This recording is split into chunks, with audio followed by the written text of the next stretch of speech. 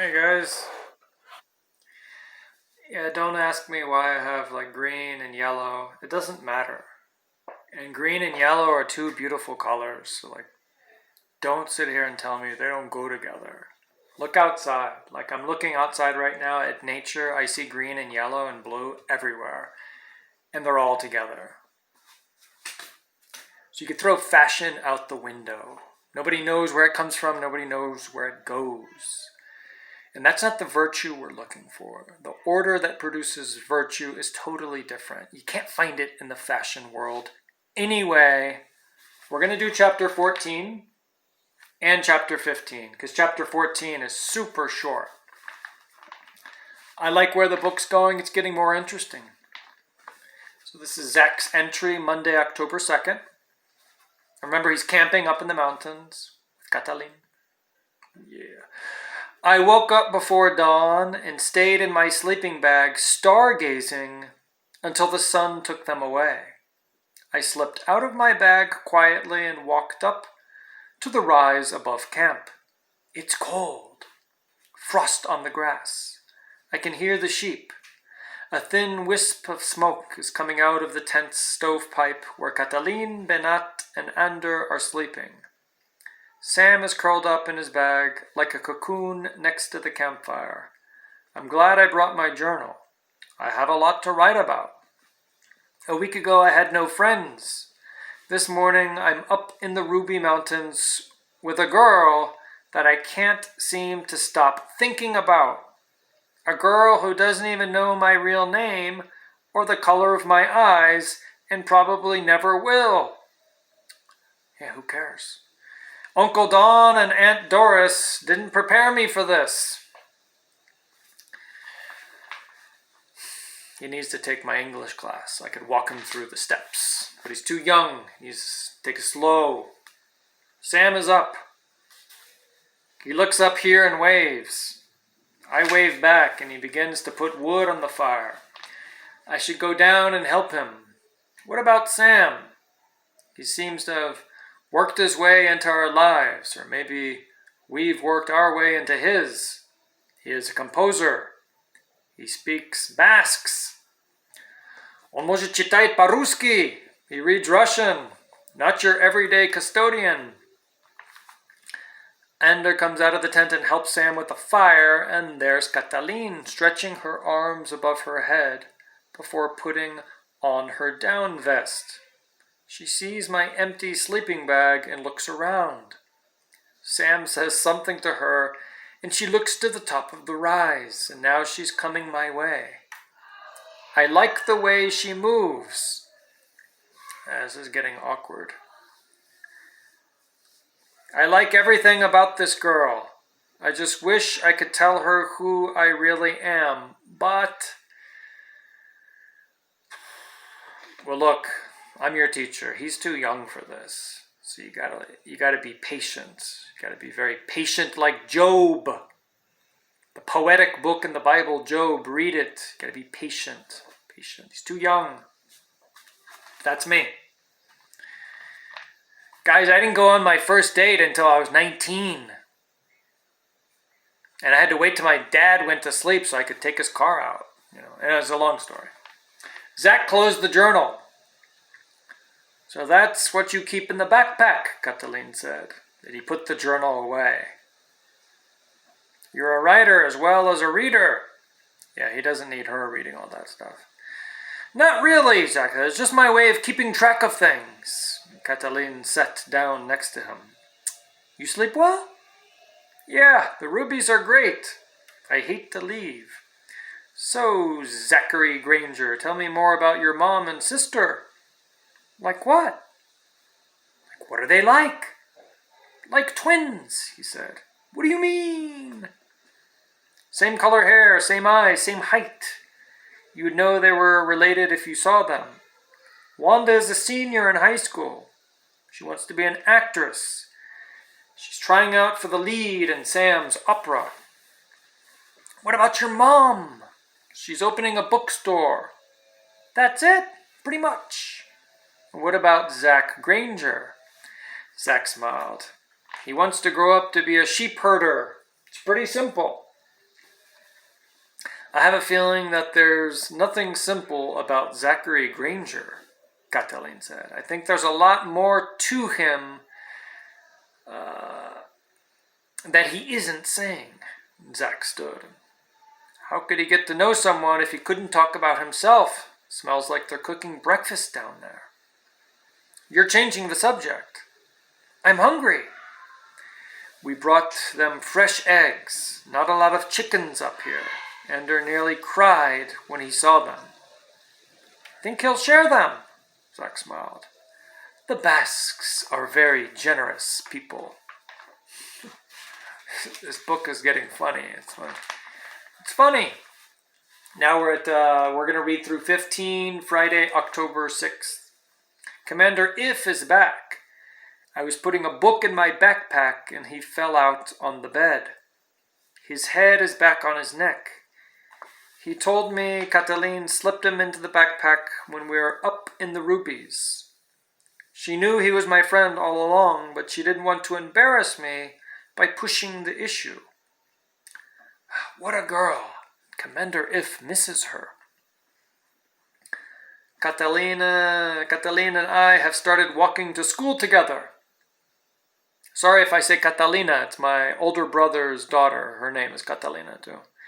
We might as well because everybody knows everything about everybody. On Tuesday, half a dozen different people came up and asked me if I enjoyed Benat's sheep camp. Translation. What's going on between you and Catalin? I told them I had a great time. Even Wanda knows about Catalin and me. She said that a sister of someone who goes to my school had told her. She didn't tease me about it, which makes me think that this maturity role she's playing isn't all bad. Everyone seems happy about me and Catalin except for Peter Short. He was waiting for me at my locker after school yesterday. His eye is kind of an ugly yellow now. He told me to stay away from Catalin. I told him to forget it. I'm sure I haven't heard the last of this from Peter, but I'm not worried about him. I don't know, there's going to be another fight probably. A secretary came into Zach's homeroom and handed Mrs. Miller a note. Daryl Gill and Zach Granger, Mrs. Miller said. You are both to go to Mr. Sebesta's room. Zach and Daryl looked at each other from across the room. Now? Daryl asked. Now, Mrs. Miller said. Out in the hallway, Zach asked Daryl what he had done. I was going to ask you the same thing, Daryl said. When they got to Sam's room, they found him pushing a hydraulic lift on wheels underneath one of the trapdoors in the ceiling. Thanks for coming, Sam said. Like we had a choice, Daryl scoffed. What did we do wrong? Not a thing. I wanted to make you boys a proposition. He locked the wheels on the lift and walked over to them.